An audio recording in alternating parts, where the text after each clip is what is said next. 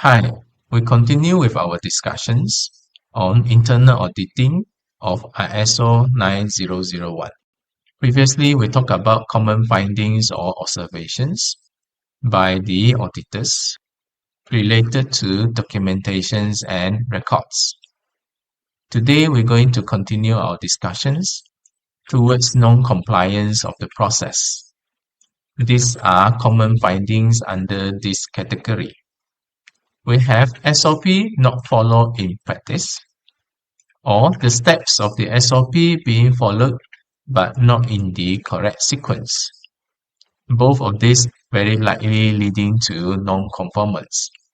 I believe many people do not appreciate the SOP, complaining about the rigidness of the operating system that do not allow the staff to work freely as they will. Now, first thing that we need to address is what is SOP and why it is important. SOP set the consistency in terms of the operating procedures. It specifies the steps, the sequence, the document use, the responsible persons or department, who to approve, who to do what. Sometimes they specify the time frame. Sometimes they even specify the quantities or certain required amount of document. Now, once the things is written in the SOP, by hook or by crook, you have to follow the SOP. This ensures that regardless who is the person carry out the work, for example, handing over of responsibility from one staff to another staff, due to resignations or transfer department or due to the promotions, the consistency is still there, regardless who carry out the work. It makes everything predictable and ensure consistent transitions between staff as well as between processes. It ensures uniformity of the routine process of the organizations. And then the management treat this as an important element in ensuring desired quality over times without being affected by other issues. And that is the purpose of the SOP. Because of this, SOP is designed to be followed and to be strictly followed. Unless you don't have the SOP.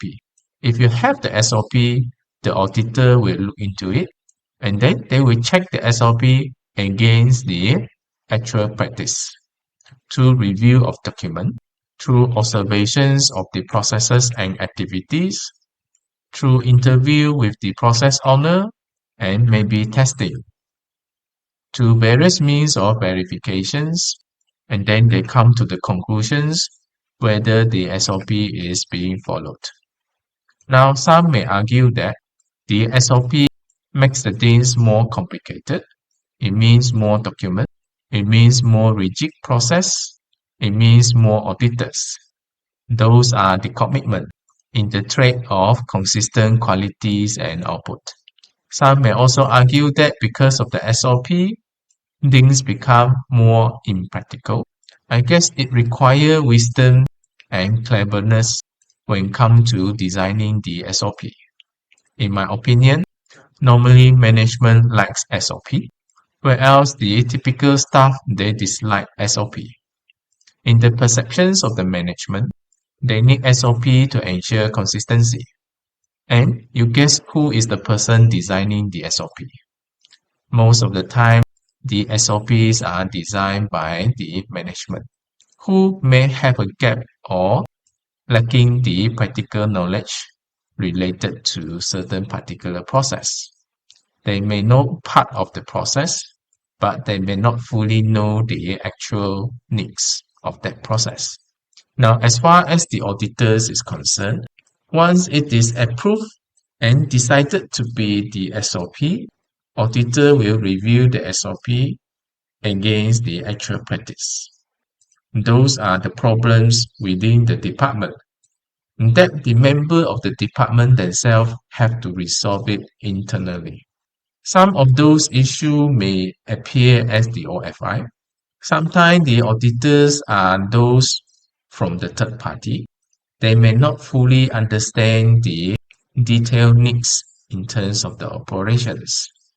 Therefore, there should be a communications between the management and the staff within the department to improve the SOP.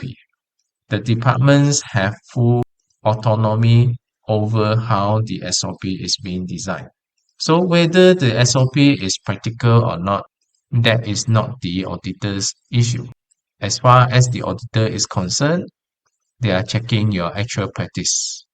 Therefore, whatever disagreement with the SOP, that one within your department, you have to deal with your heads.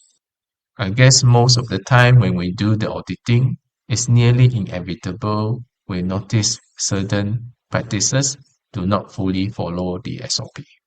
In fact, you can also consider there are techniques for you to design the SOP.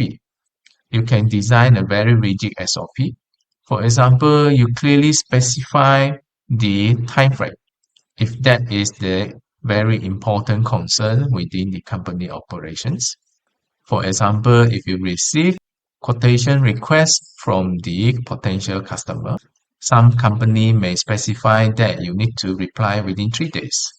Now that time frame, if it is written in the SOP, then it must be followed. Now, if you feel that 3 days is unrealistic, you can get the management to remove that without the time frame specified, meaning that your SOP now is following the steps in proper sequence. Now you can reply in 4 days, 5 days, 7 working days, and etc. without getting any NCR. So the idea here is your department have to decide what kind of SOP that you need, to which level of rigidness the SOP to be designed, what best suit your optimum operations. Normally, this doesn't come overnight, especially you see some company, once they have developed their SOP, there have been no change ever since. If you have ever experienced through designing the SOP, at least two things that you will learn. First, even though you design the SOP, you may realize that you might not know everything's inside out through the process. But since that you're being asked to design the SOP, by hook or by crook, you have to come up with something and then take that as the basis. Meaning that the SOP that you design, very rare, one times everything perfect. It is subjected to changes and fine tuning. The second thing is that you're going to learn when you design the SOP is that you are finding something in between. You are trying to striking a balance between consistency and efficiency. You might not be able to please everyone in the process, and then most of the time, SOP is designed to set the baseline. As long as the baseline is not breached, the consistency of the output can still be ensured. That is the purpose of the SOP. That's why when you hear somebody complaining about the SOP, this one no good, that one ridiculous, because you see from the point of view of the person carrying out the task. Your boss might look at the same thing in a different perspective. Next is about the use of undocumented whereabouts instead of approved processes.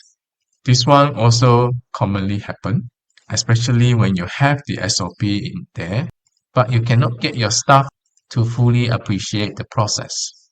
Now, being lack of control, the staff do their own way instead of what is being approved. So if this happens, very likely it is NCR due to the non-conformant. That's why in the perceptions of the boss, when you receive NCR, it does not necessarily mean that it is no good. Sometimes it helps you to surface certain underlying problem, trigger your attentions so that you can work out the corrective actions in order to control or to prevent future problems. And then also inconsistency applications of the procedures across department. Now, if it is stated in the SOP, it is the responsibility of the department to ensure the consistency. Now, if the autonomy is given to the other departments, you may not have full control over their procedures. But once it returns back to you, or before you discharge and release to the other department, you will have to make sure everything in line. Now, if they find any problems with the other department, that will be leave it to the other auditing team.